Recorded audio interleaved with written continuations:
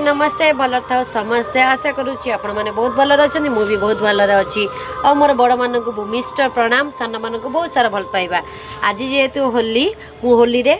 माँ मान कौच सब माँ मान न कि माँ मान आज से ना कि झील मान जीवनटा बर्बाद हो जाऊँगी कि शाशु मान जिते बड़े गोटे पुओ जाए ना ससुर घर बुलवाई ना बुलाबुली सैला आसला समय से ता शाशु से झील को डाक कहे माँ रे पुअर ना जोईर जत्न नबू आउ तार भल मंद बुझीबू